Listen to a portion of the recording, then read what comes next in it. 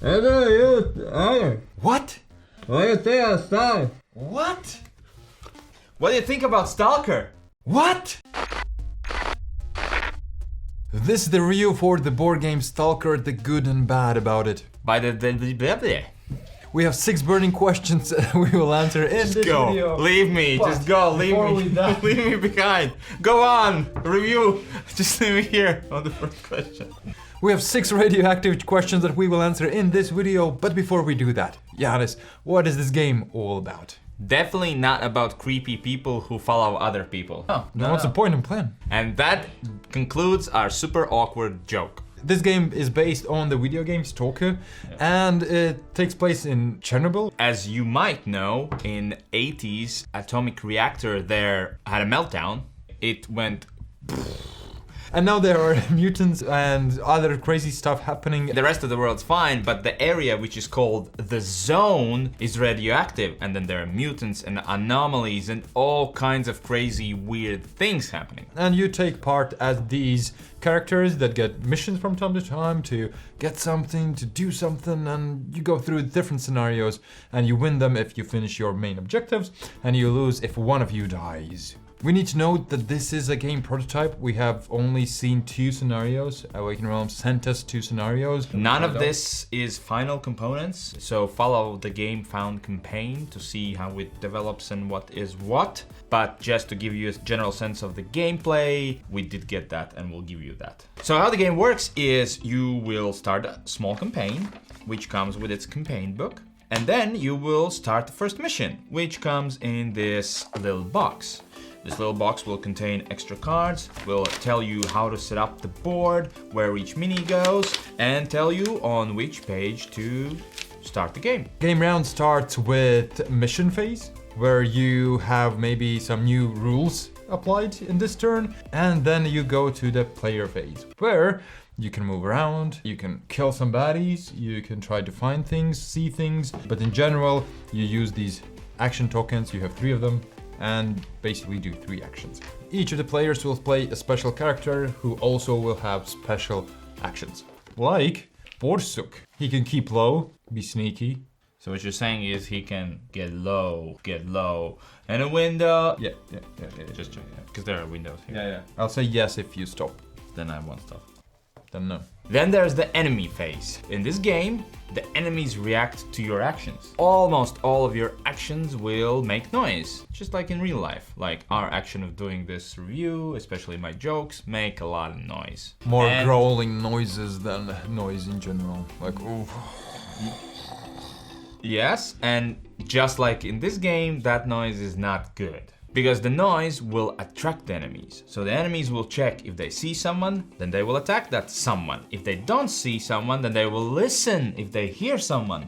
And then they will go towards the noise that reaches them. And if none of those things are true, they will just move 1 space forward and turn a random direction decided by a die. But they're also not stupid. If they turn towards the wall or the edge of the map, they will continue turning until they face a normal direction. These guys know which direction to face. And hopefully you're not standing in the direction they will face, because then they will attack. Then there are some processes at the end of the turn where you, clean up phase basically, and then again, mission phase, player phase, enemies, blah blah blah phase. And the coolest thing is, at the beginning of each mission phase, you will turn the page and then something else might happen or might not. We don't know. Yes. We do. You don't know. But we're gonna talk a lot more about it in this video, so we should jump to the first question, which is... Who would you get this for? 3, 2, 1. My 9-month-old kid. No. Yeah. I'm just gonna try to say this is the first time you've been totally wrong. Well, I'll give you benefit of the doubt. Please explain. My little kid just learned how to crawl, and his biggest pleasure in life is getting to places where he shouldn't. And he's super sneaky about it. Whenever we turn around for a millisecond, he knows when to pounce, when to just go for that cat food. This game is just about that, being stealthy, finding the right moment to get to the right spot at the right time.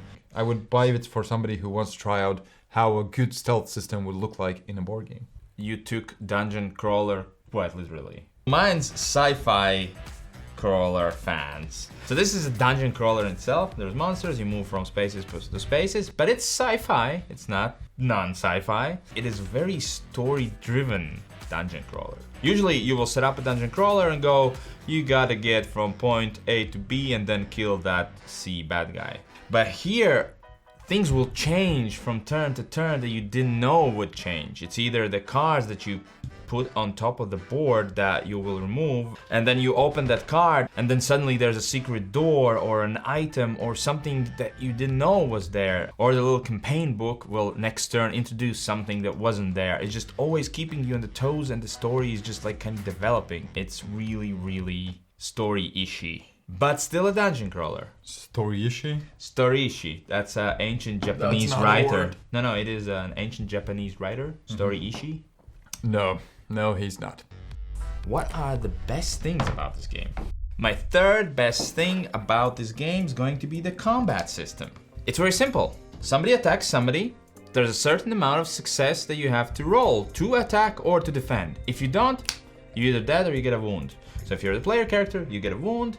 If you are the monster, you're dead. No life tracking, no nothing. Simple to get wounded, that is. To get rid of the wounds, that's another story altogether. Yeah, agree with everything you said. Combat is really, really fun. It goes together with items. You get a lot of items like weapons that are stronger, maybe hitting the head of the monster or wounding the body of the monster, each giving different bonuses for those things. And the items are so different and interesting, and they have attachments here. There are items that let you get their attention in the other direction. There's items that will give you more actions to do. Always useful. And sometimes you might get one and you're like, what would I use this for? And then you play a little bit, I could use this for that. Between scenarios, you can sell them and buy them, which is also an interesting mechanism. So when you finish one mission, you're gonna go to the next mission, which is on this map.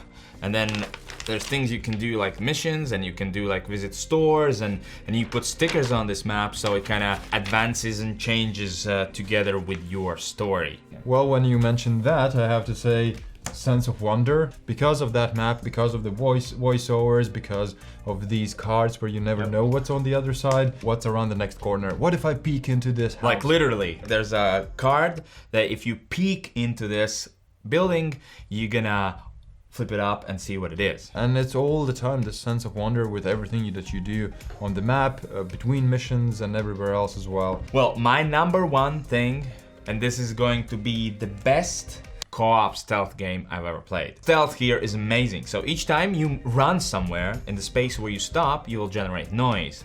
If you shoot a gun, you will generate noise, and the noise is something that attracts the monsters if they don't see an enemy. And that works towards your advantage sometimes, and sometimes not. And deciding where to go, where to generate noise, this feels more of a co-op game because I'm like, you know what, I'll go there, shoot a flare, distract them, and then you can go out there and do that. It just feels like I control how the stealth works. I wrote down stealth is a skill. If the monsters get you, it's mostly because you messed up. It's because you did something wrong and not just card draw or something like that. Challenging as well. It's not easy to find the right path. And with that comes also these two very different, and maybe even more than two different ways how to play the game. You can play it really stealthy, or you can go guns blazing, and most likely if you would play separately and I would play separately, we would probably have two different stories. Yeah, and that's really, really fun. Why this game might not be for you is looks versus practical. Looks versus practicality. It's meant for these buildings, which looks really cool, but I'm not sure if I will ever play it with them. First of all, it really obstructs picking up cards that are underneath. As well, it's hard to understand where are the doors and which are windows. Still, it's prototype, and they don't come in the base set. That's something you have to decide. Do you want to get as an optional purchase? I wish they were more practical, but they look cool. So that's one of my first reasons as well, what to get. Usually if you're new to crowdfunding campaigns, there's always so many options. Do I get just the base game? And the answer is yes, you should just get the base game because it comes with so much stuff. Number two thing is anomalies. And it's a weird thing where I thought it's not like extra, but there are these things on the table which each scenario work kind of different. And one it works like something where you get new items from, the other it might be like a teleport or something. Yeah, they're there. I feel like what you're saying is they're a bit disconnected. So this is the gameplay. Oh yeah, and then there are these things that work totally different from anything else and do something. And once you get hang of that, I think it's fine. It's not the most exciting part about the game. For me, it's like, yeah, they're fine. So mine is going to be the dark theme. This is a very dark theme. Everything's radioactive, there are monsters, and people essentially are suffering who are still living there. It's not a happy, yoo-hoo, let's go kill mutants. You know, how it usually is. It kind of reminds me of This War of Mine. Yeah, maybe not as bad, but theme-wise feels like it's going there. How long's the honeymoon? How long is the honeymoon? 3, 2, 1. First time is the best. Second one is the real deal, because the first time you probably messed up, didn't explore everything. The second one is like, let's be efficient, let's do it. And the third one is doable. First time will be the best because it's the most exploration that you will have. Second time you will try to like optimize everything. And because Giannis is so bad at planning, we really need Don't be so hard on yourself, Giannis. You're fine. Both know which Giannis are we talking about. It's still, I think, a lot of replay value. 3 times for a campaign game, that's really good. So the base game is gonna come with 3 campaigns, each around 3 missions. Plus it's gonna have the Mysterious Zone gameplay, which I do not know how it is, but it's not a campaign one. You can play it with anyone. You can play each of these campaigns with separate people. Feels like they've made this as accessible and less of a long haul as possible. So what is the best alternative? 3, 2, 1. Assassin's Creed Brotherhood of Venice. Resident Evil 2 or 3. Assassin's Creed also based on a video game. So is Resident Evil. Wow. Okay, and it's also a cooperative game. Okay, yes, so is Resident Evil. It's also about, well, basically dungeon crawler with a lot of enemies. So is Resident Evil. Around, you're trying to be sneaky. Not Resident Evil. And finishing these original levels each time where there is campaign as well. So very, very similar. This game does stealth much better. I enjoyed Assassin's Creed a lot because I really liked the theme, but as a game, this one is tons better. Same thing for Resident Evil. It's also dungeon crawl. You set up a board, you go from mission to mission. Some things carry over, so kind of like campaign. There's no stealth there, but I quite enjoyed board game adaptation of the video game that I also enjoyed. Now the final rating. This is the first like really prototype that we have reviewed. We changed a bit our ranking. It's a bit different, but you get the same idea, I think. Would we back it? Would we not back it? Do we like it? Do we not? Yeah, none of these are final components and some rules might change. Other excuses not to put too much pressure on us. Yeah, exactly. Also that. 3, 2, 1. Back it. Back it, for sure. Okay, first of all, the missions and the campaign is small chunked. Small chunkish. Try again. It's not as big as the other campaign games. Yes, that works. There we go. I'll have the option of actually completing this campaign, unlike the other ones that I have started and have not and maybe never will. Second of all, I've always wanted a really cool stealth board game, but this might be the first one. I would say if you enjoy the idea about it, if you have read it and feel like this could be for me, go ahead and back it. I don't see any reason why you wouldn't enjoy it, because we enjoyed it. I said about the sense of wonder that hasn't left me after multiple playthroughs.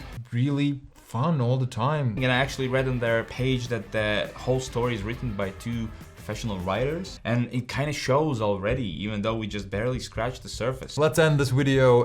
Thank you for watching. Be sure to support us and help us out in making these videos, and of course check out Awaken Realms. They did an awesome job with this game. Yeah, well, just the prototype and already awesome.